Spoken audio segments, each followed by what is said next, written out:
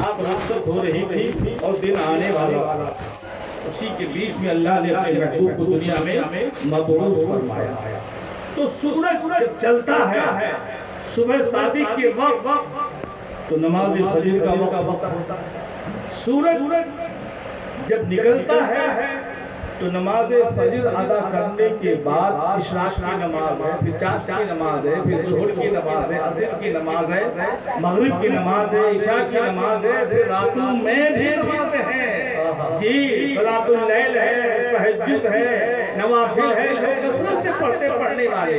اب تو لوگ فرض نہیں ادا کرتے، لیکن وہ ایک اللہ کے جو سچے اور نیک بندے اور نبی کریم صلی اللہ علیہ وسلم کے سچے شیدائی معاشق وہ نماز نہیں چھوڑتے، اس کی پابندی سے اس کو ادا کرتے تھے۔ تو مطلب یہ کہ پوری کائنات میں ہر وقت ہر لمحہ نماز پڑھی جاتی ہے۔ یہاں اگر فجر کا وقت ہے تو کہیں ظہر کا وقت ہے، کہیں عصر کا وقت ہے، کہیں مغرب کا وقت ہے، کہیں اوابین پڑھتے ہیں، کہیں عشاء کا وقت ہے، کہیں تہجد پڑھتے ہیں، صلاۃ اللیل پڑھتے ہیں، صلاۃ التسبیح پڑھتے ہیں۔ ہر وقت دنیا میں نماز پڑھی جاتی ہے۔ یہ انتظام رب العالمین کا اپنے محبوب کے لیے ہے اور نبی کریم صلی اللہ علیہ وسلم کے چشمان کرم کو ٹھنڈک امت کی طرف سے پہنچے۔ ہم تو نماز پڑھتے نہیں ہیں۔ محفل میلاد یقیناً آپ کرائیے، منع نہیں، اور یہ وہ محفل ہے جو اللہ تعالیٰ اسے رد نہیں فرماتا، قبول فرماتا ہے۔ اس محفل کو قبول فرماتا ہے، رد نہیں فرماتا۔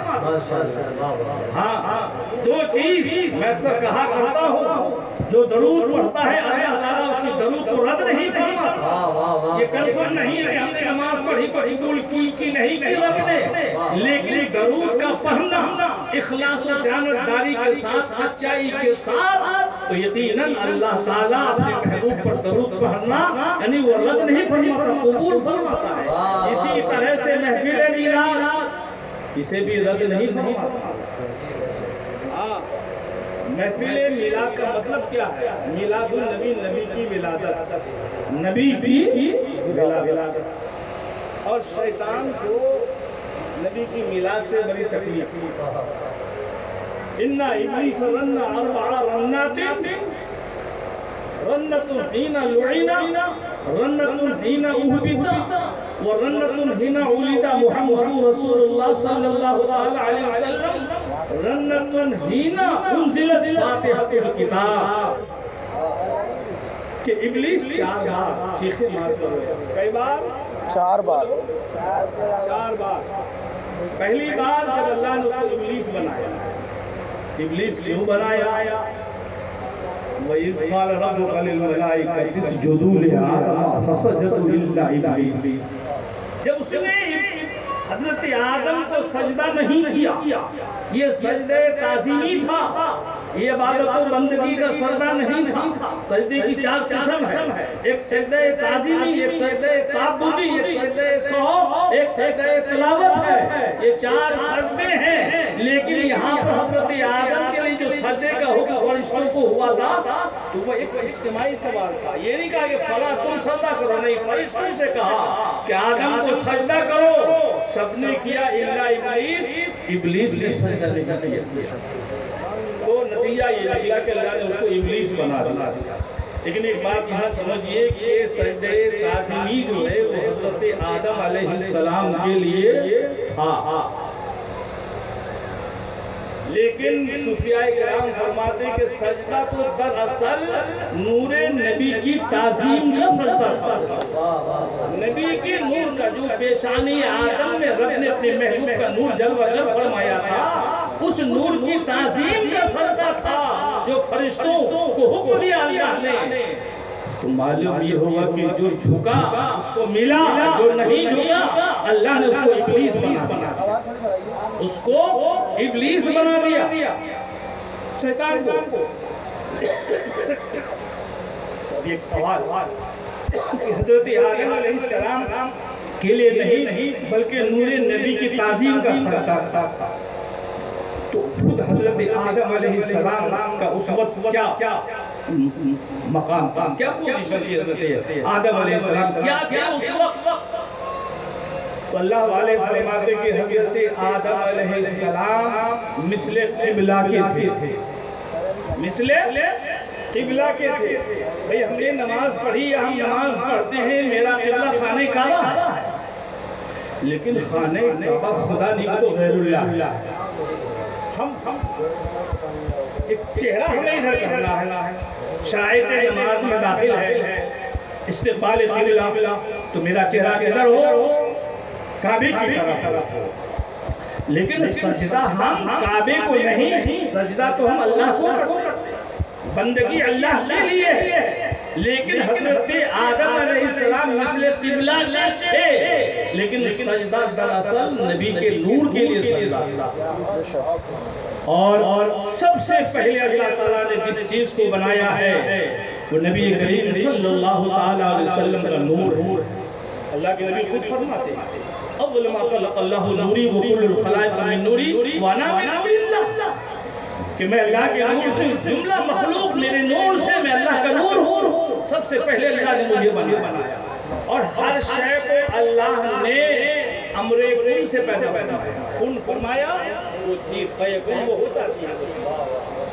لیکن امر کن جو اللہ نے فرمایا سب سے پہلے کس کے لیے فرمایا؟ اپنے محبوب کے نور کے لیے فرمایا.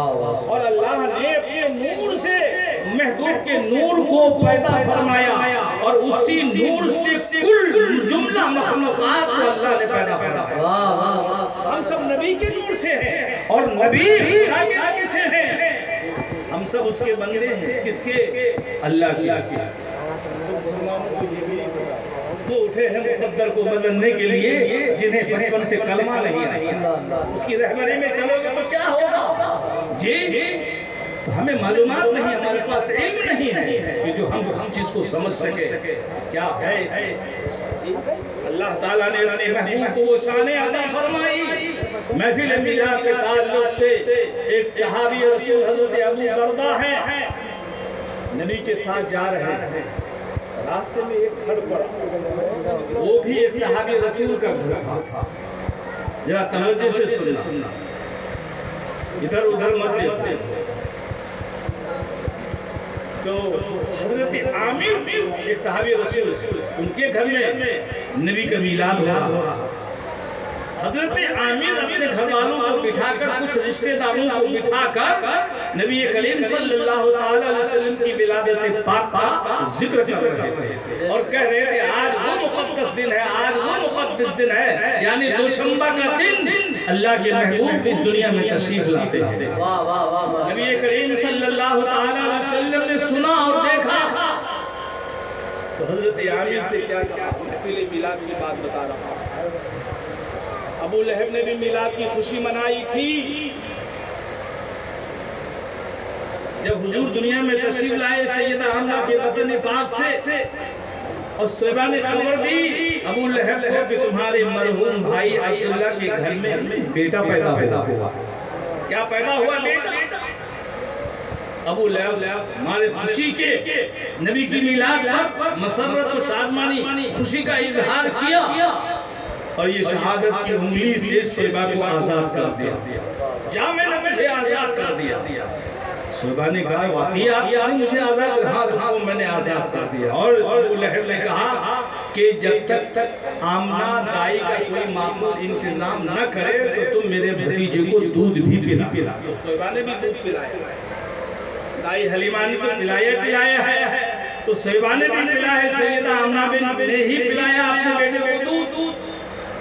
تو اس کا نتیجہ کیا نکلا کہ ابو لہب جب اللہ کے نبی نے اعلان نبوت فرمایا، اعلان نبوت، نبی تو وہ اول حضرت آدم کی تخلیق سے پہلے بھی وہ نبی ہے، نبی کریم صلی اللہ علیہ وسلم. تو ابو لہب باغی ہو گیا. جی تو مشرکین مکہ میں تھے، لات و عزا منات کے پجاری ہیں. نبی کریم صلی اللہ علیہ وسلم کو اذیتیں تکلیفیں پہنچانا شروع کیا. ان کی بیوی حملۃ الحطب ام جمیل جنگل سے کانٹے بن بن کے لاتی تھی اور مصطفیٰ کے راہوں میں بچھاتی تھی کہ نبی کے قدم کے تلوے میں یہ کانٹے بھوکے. بہرحال لیکن ہوا کیا کہ ابو لہب جب مرا تو بہت بری مت مرا اور سڑ گیا تھا، بدبو آنے لگی تھی. تو اتنا بڑا گستاخ تھا، اتنا بڑا شان رسالت کا گستاخی کرنے والا تھا. لیکن ابو لہب کو جب ان کے گھر والوں نے دفن کر دیا تو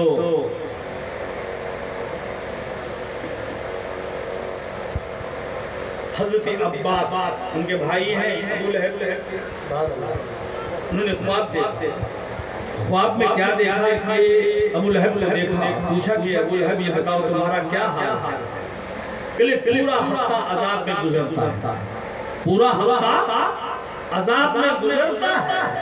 جب دوشنبہ کا دن آتا ہے تو عذاب میں کچھ تخفیف ہو جاتی ہے، شہادت کی انگلی سے پانی کے کچھ قطرے مل جاتے ہیں جس سے پیاس بجھ جاتی ہے، پھر پورا ہفتہ عذاب میں گزرتا ہے. اور یہ سلسلہ ایک بار دو بار نہیں، قیامت تک یہ سلسلہ جاری رہے گا. ہر دوشنبے کے دن اس کے عذاب میں تخفیف اور شہادت کی انگلی سے پانی کے کچھ قطرے، صرف اس لیے کہ نبی کی ولادت پر اس نے خوشی کا اظہار کیا تھا. اللہ نے اس ابو لہب بدترین کافر کو یہ صلہ دیا. نبی کریم صلی اللہ تعالی علیہ وسلم کی میلاد. تو میں یہ کر رہا تھا حضرت ابو بکر نبی کریم صلی اللہ تعالی علیہ وسلم کے ساتھ راستہ میں حضرت عامر کا گھر پڑا. حضرت عامر نبی کریم صلی اللہ تعالی علیہ وسلم کا میلاد پڑھ رہے تھے، گھر والوں کو سنا رہے تھے، کچھ رشتہ داروں کو بھی بٹھا کے سنا رہے تھے. اللہ کے نبی نے دیکھا اور سنا تو اللہ کے نبی نے حضرت عامر سے فرمایا ان اللہ فتح لک ابواب الرحمہ. اے عامر، اللہ نے تمہارے واسطے رحمت کے سارے دروازے کھول دیے. کیا کیا؟ سارے دروازے کھول دیے. میلاد نبی کا ذکر کرنے کا یہ صلہ. اور یہی نہیں، وہ ملائکتہ کلہم یستغفرون لک. اے عامر، تمام فرشتے تمہارے لیے مغفرت کی دعا کر رہے ہیں. اور اے عامر، ومن فعل جیسا تم کر رہے ہو جی ویسا ہی اگر دوسرا کرے گا اللہ تم کو بھی بخش دے گا اور تمہاری طرح کرنے والوں کو بھی بخش دے گا. یہ وہ مقدس محفل ہے میلاد پاک. نعرہ تکبیر، نعرہ رسالت، جشن آمد رسول. آپ نہیں جانتے ہو رحمت عالم صلی اللہ تعالی علیہ وسلم کا مقام کیا ہے؟ کوئی نہیں جانتا. نبیوں کی ٹیم میں، نبیوں کی جماعت میں بھی کوئی نہیں جانتا اللہ نے اپنے محبوب کو کیا مرتبہ عطا کیا ہے. نہ فرشتوں کی جماعت میں کوئی جانتا ہے کوئی فرشتہ کہ اللہ نے اپنے محبوب کو کیا مقام عطا کیا ہے. اور دنیا میں رفیق یار سیدنا ابو بکر صدیق رضی اللہ تعالیٰ عنہ ہر وقت نبی کے ساتھ ہے اور بادر وصال بھی نبی کے ساتھ ہیں حضرت ابو بکر صدیق. لیکن حضرت ابو بکر صدیق سے اللہ کے محبوب نے فرمایا یا ابا بکر لم یعرفنی حقیقت غیر ربی. اے ابو بکر، میری حقیقت کو میرے رب کے سوا کوئی نہیں جانتا. نہ کوئی نبی رسول جانتا ہے، نہ کوئی فرشتہ جانتا ہے کہ مقام مصطفیٰ کیا ہے. کیا جانیں گے؟ ہم تو ان پڑھ ہیں، جاہل ہیں، ہمارے پاس علم نہیں. اور علم ہی کی بدولت اللہ تعالیٰ نے انسان کے سر پر عزت کا تاج رکھا. تو بہرحال ہم اپنی گفتگو کو اختصار کے ساتھ ختم کرتے ہیں. زیادہ رات کو جاگنا ٹھیک نہیں ہے تاکہ آپ کے دل میں جھوٹ سکو. جب نماز نہیں پڑھیں گے تو چاہے جائے بجے کیا کہا جائے. بڑا حال خراب ہے ہم لوگوں کا. خالی بس نعرے تکبیر، نعرے رسالت. ارے بھئی نماز کون پڑھے گا؟ یہ تو فرض ہے، مصطفیٰ کے آنکھ کی ٹھنڈک ہے. جی نماز ضروری ہے، فرض ہے. تو بہرحال نبی کریم صلی اللہ تعالی علیہ وسلم اس رات گانے گیتی میں جب تشریف لاتے ہیں تو 12 ربیع الاول کے دن سیدہ آمنہ کی گود میں خدا کی رحمتیں مسکرا رہی تھی. 12 ربیع الاول کے دن عدل و انصاف، اخوت و مساوات کے جھنڈے بلند ہوئے تھے. انسانیت کا بول بالا تھا. بارگاہ الہی سے یتیموں کی آہوں کا جواب آیا تھا، بیواؤں کے آنسو پوچھے گئے تھے. ان بیٹیوں کو انسانی حقوق عطا ہوئے تھے. ایک ظالم باپ قبر کھود کر اپنی بیٹی کو دفن کر دیتا تھا اور اس کو منحوس سمجھتا تھا، لیکن رحمت عالم صلی اللہ علیہ وسلم جب سیدہ آمنہ کے وطن پاک سے اس خاندان گیٹی میں تشریف لاتے ہیں تو اللہ کے محبوب کے صدقے میں ان بیٹیوں کو ایمان و یقین، عزت و عظمت کی باوقار زندگی رحمت عالم نے عطا کی۔ ان بیٹیوں کا جب نکاح ہوا، جب وہ ماں بنی تو اللہ کے محبوب نے ان بیٹیوں کے بارے میں فرمایا ان الجنت تحت اقدام امہاتکم، ارے جنت ماں کے قدموں کے نیچے ہے۔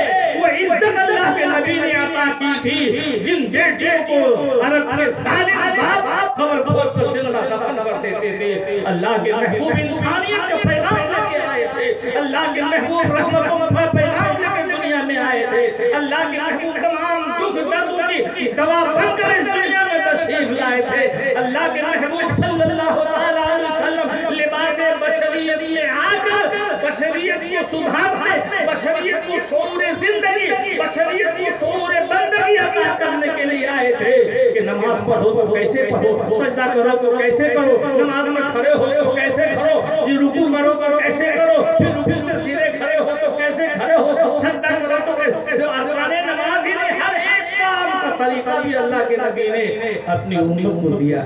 بہت اچھا، ماشاءاللہ، سبحان اللہ۔ لیکن آج ہم کہاں پر ایک تو اسی مجمع میں اگر پوچھا جائے کہ کون کون قرآن پڑھا ہے تو اکثر و بیشتر معلوم ہوگا کہ قرآن نہیں پڑھے۔ کیوں نہیں پڑھے ہیں بتائیے، کیا جواب دیں گے؟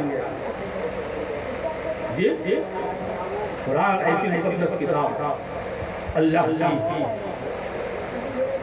نہیں پڑھے اور نہیں پڑھے ہیں، احساس بھی نہیں کہ نہیں پڑھے تو شرمندہ بھی نہیں ہے، لیکن کیوں نہیں شرمندہ ہوتا ہے آدمی جب اس کا دل بیمار ہو جاتا ہے۔ فی قلوبہم مرض فزادہم اللہ مرضا، جب دل بیمار ہو اگر اس کا علاج نہیں کرو گے تو رب تمہارے مرض کو اور بڑھا دے گا۔ قرآن کے 17ویں پارے میں فی قلوبہم مرض والقاسیۃ قلوبہم، تمہارا دل بیمار ہے، اگر اس کا علاج نہیں کرو گے وہ دل سخت ہو جائے گا، سیاہ ہو جائے گا، کالا ہو جائے گا، تم نافرمانی کرو گے، جھوٹ بولو گے، جوا کھیلو گے، شراب پیو گے، ریبہ کرو گے، چغلخوری کرو گے، زنا کرو گے، چوری کرو گے، تمہیں اپنے جرم کا احساس نہیں ہوگا۔ کیوں؟ اس لیے کہ تمہارا دل کالا ہو چکا ہے، تمہارا دل جو ناآلود ہو چکا ہے۔ اللہ نے بھی، اللہ کے نبی نے بھی فرمایا اس لیے کہ جسم کے اندر جو ہمارا دل ہے اگر وہ ٹھیک ہو جائے تو سب کچھ ٹھیک ہو جاتا ہے۔ جی سب کچھ ٹھیک ہو جائے گا۔ رحمت عالم صلی اللہ تعالی علیہ وسلم اس دنیا میں تشریف لائے، جی صحابہ کرام نے پوچھا کیف یصلی، آقا نماز کیسے پڑھوں؟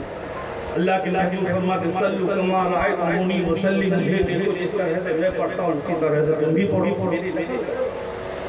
جی لقد کان لکم فی رسول اللہ اسوۃ حسنہ۔ ایک بات یاد آ گئی مجھے، بس کہہ کے ختم کرتا ہوں کہ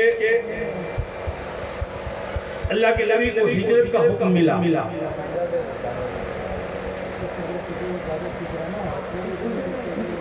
ایک میٹنگ ہوئی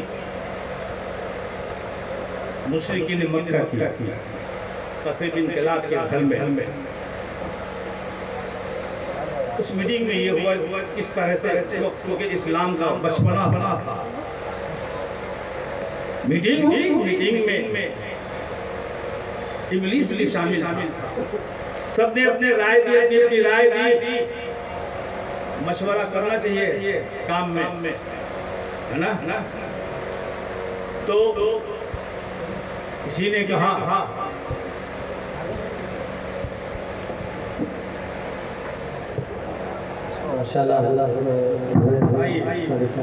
نعرہ تکبیر، نعرہ رسالت، جشن آمد رسول، سرکار کی آمد، آمد علماء کرام۔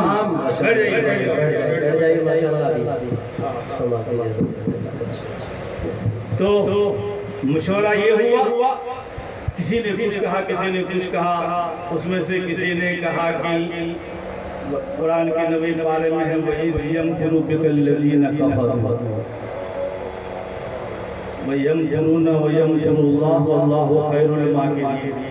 اب یہ مشرکین مکہ کافروں نے آپس میں مشورہ کیا کہ ان کو قید کر دو، کس کو؟ حضور کو۔ اب جو نبی کے بارے میں یہ ذہن رکھتا ہو قید کر دو، تو نبی کا دشمن ہے کہ نہیں ہے؟ بولو بولو بھائی، تمہیں شرم آتی ہے بولنے میں؟ کیا بولو نا، ہے کہ نہیں ہے؟ اور یقتلوا کا یہ مشورہ دے کے نبی کا معاذ اللہ قتل کر دو، وہ نبی کا دشمن ہے کہ نہیں ہے؟ جی۔ اور یخرجوا کا یہ کہے کہ مکے سے معاذ اللہ نکال دو، وہ نبی کا دشمن ہے کہ نہیں ہے؟ یہ ساری باتیں ہو رہی تھی نا، یہ اللہ کی خفیہ تدبیر۔ تو اللہ نے جبرائیل سے کہا کہ جا کے میرے محبوب سے کہہ دو کہ آج رات وہ ہجرت کر جائے۔ مشرکین مکہ نے آپس میں یہ طے ہوا کہ سب نے کہا کہ ہاں یہ ٹھیک ہے۔ لاش میں طے ہوا، ابو جہل نے کہا او یقتلوا کا انہیں قتل کر دیا جائے ماجل۔ تو یہ رائے سب کو پسند آئی، تو ہر قبیلے سے ایک ایک نوجوان لیا جائے، دھاردار شمشیر ان کو دیا جائے، اور ایک بارگی آمنہ کے بیٹے سیدنا نبی کریم صلی اللہ علیہ وسلم پر حملہ کیا۔ لیکن رب العالمین تو حضرت علی کو بلایا۔ اللہ کے محبوب صلی اللہ علیہ وسلم نے کہا کہ علی آج تم میرے بستر پر لیٹ جاؤ، مجھے ہجرت کا حکم ہوا، میری چادر اوڑھ کے لیٹ جاؤ، اور میرے پاس کچھ کفار مکہ کی امانتیں ہیں، اسے لے لو اور انہیں دے دینا، پھر تم مدینہ منورہ آ جاؤ۔ حضرت علی رضی اللہ تعالی عنہ ان امانتوں کو لے لیتے ہیں، نبی کی بستر پر لیٹ جاتے ہیں، نبی کی چادر اوڑھ لیتے ہیں۔ اسی بیچ میں کسی نے آگے کہا جو گھیڑے تھے گھر کو، یہ وہ تو نکل گئے، کب کے نکل گئے؟ اور حضرت علی فرماتے ہیں کہ اس رات مجھے بہت اطمینان و سکون کی نیند آئی۔ اب وہ بستر جس چاروں طرف سے شمشیریں گھیر رکھے ہوں، جی، اور اس بستر پر حضرت علی فرماتے ہیں کہ مجھے گہری نیند، بہت اطمینان و سکون کی نیند آئی۔ حضرت علی سے پوچھا کہ ایسے کیوں؟ کہ اس لیے کہ نبی نے فرمایا تھا کہ تمہیں کچھ نہیں ہوگا، اور اگر مجھے کچھ ہو جاتا، اللہ کے نبی نے جو مجھے امانتیں دے دی، اگر وہ امانتیں وہ امانتدار کو نہ پہنچاتا تو نبی کے دامن میں خیانت کا داغ لگ جاتا، لیکن خدا نہیں چاہتا کہ نبی کے دامن میں خیانت کا داغ لگے، تو پھر علی کو بھی کچھ نہیں ہو سکتا۔ علی نے اس رات کو بہت آرام و سکون سے آرام کیا اور سویا، کوئی بھی نبی لیکن ہجرت کر کے سیدھے اللہ کے محبوب حضرت ابو بکر صدیق کے گھر، وہاں سے حضرت ابو بکر صدیق میں اختصار کے ساتھ اور ان کو لے کے روانہ ہوئے۔ غار ثور کا نام آپ نے سنا، غار ثور۔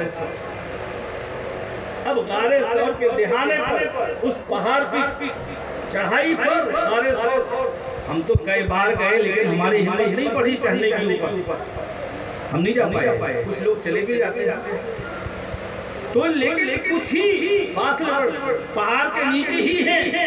حضرت علی نے اللہ کے محبوب کو اپنے کندھے پہ لیا اور غار ثور کے دہانے تک پہنچے، لے کر وہاں اتار دیا۔ کہا کہ یا رسول اللہ آپ یہی رکیے، میں ذرا غار کے اندر جاتا ہوں، صفائی پائی۔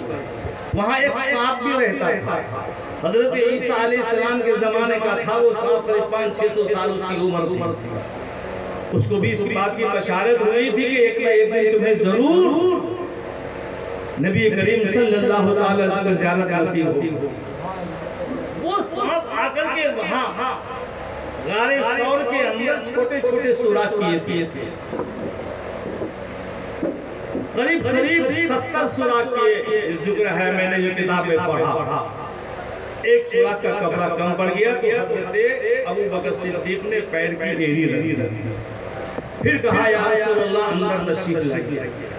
حضرت ابو بکر صدیق نے جب اللہ کے نبی سے فرمایا کہ یا رسول اللہ اندر تشریف لائیے، تو حضور اندر گئے اور حضرت ابو بکر صدیق کی گود میں سر مبارک رکھ کر محو خواب ہو جاتا۔ 3 گود ایسے ہیں، ایک تو حضرت ابو بکر صدیق غار ثور میں، اور مقام صحبہ میں حضرت مولا علی کی گود، اور حضرت عائشہ کے ام المومنین حضرت عائشہ صدیقہ رضی اللہ تعالی عنہا کی گود، کہ اللہ نے حضرت ام المومنین حضرت عائشہ صدیقہ رضی اللہ تعالی عنہ کی گود ہی میں وفات پائی۔ یہ 3 گود ایسے، تو حضرت ابو بکر صدیق نے اپنے گود میں نبی کے سر مبارک کو رکھا اور آرام۔ حضرت ابو بکر صدیق سوچنے لگے اور اپنے آپ کو مخاطب کر کے کہنے لگے کہ اے ابو قحافہ کے بیٹے، تجھے معلوم ہے تو نے کتنی عظیم نعمت حاصل کی؟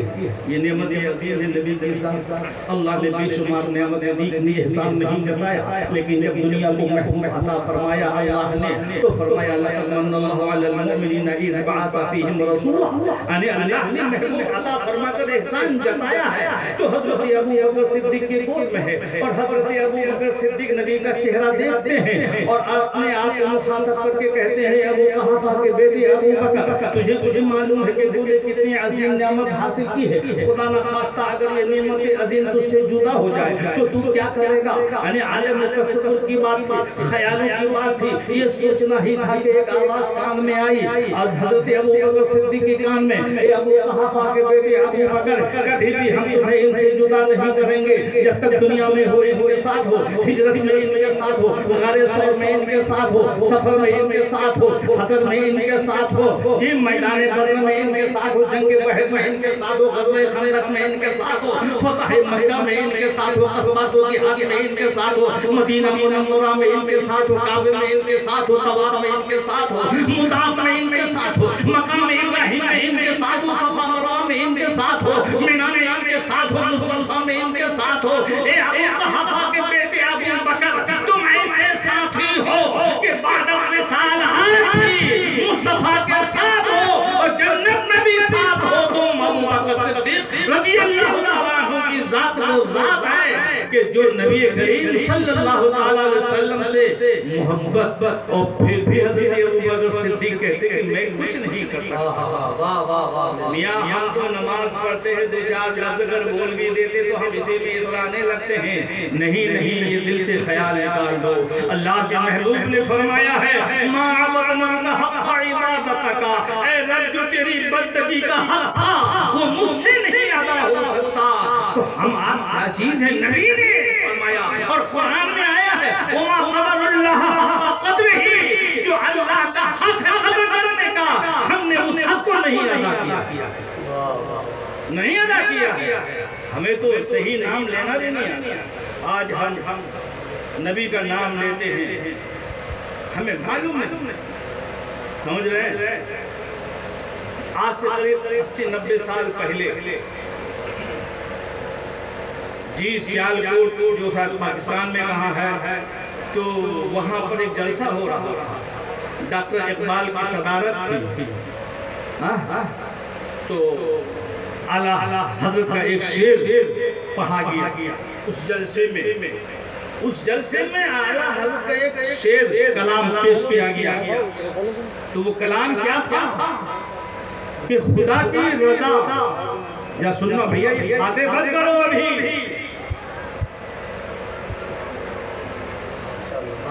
اس ذکر سے بڑھ کے کوئی گفتگو نہیں، سمجھ گیا؟ جو کرنا ہو باتیں بعد میں کرنا، یا تو پہلے یہ ہوتے۔ ہم بہت جلدی جذبات میں آ جاتے ہیں، ہم جتنا کہہ دیتے ہیں لوگوں کو جلدی کوئی خطیب ہمت نہیں جتا پائے گا۔ تو ڈاکٹر اقبال کی صدارت میں جلسہ، اور نعت گو شاعر نے کہا خدا کی رضا چاہتے ہیں دو عالم، خدا کی رضا چاہتے ہیں دو عالم، اور خدا چاہتا ہے رضائے محمد۔ رب فرماتا یا محمد انت نور نوری و سر سری و کنوز ہدایتی و خزائن معرفتی، جعلت فضالک ملکی من العرش الى ما تحت الارضین کلہم یطلبون ردایا وانا اطلب رضاک یا محمد صلی اللہ تعالی علیہ وسلم۔ رب فرماتا ہے محبوب تم میرے نور کے نور ہو، میرے رازوں کے راز ہو، تم ہی میرے معرفت کے خزانے ہو، ہدایت کے کان ہو۔ محبوب ہم نے اپنا ملک عرش اعظم سے تحت الثری تک سب کچھ تم پر قربان کر دیا، سب کے سب میری رضا چاہتے ہیں، اور محبوب میں تمہاری رضا چاہتا ہوں۔ یطلبنا، میں تمہاری رضا چاہتا ہوں۔ تو ڈاکٹر اقبال صاحب نے جب یہ شعر سنا، واسطہ رسول بھی تھے ڈاکٹر اقبال، ہر کوئی نہیں جانتا ڈاکٹر اقبال کو۔ ان کے چشمانی کرم نے آنکھوں سے آنسو کے قطرے ٹپکنے لگے، وہ مائک کے سامنے کھڑے ہو گئے، بس اپنی گفتگو ختم کرتا ہوں۔ انہوں نے فل بدی فوراً اسی وقت یہ اشعار بنائے اور کہے کیا تماشا تو دیکھو، کیا تماشا تو دیکھو دوزخ کی آتش، تماشا تو دیکھو دوزخ کی آتش، اور لگائے خدا اور بجھائے محمد، بجھائے محمد۔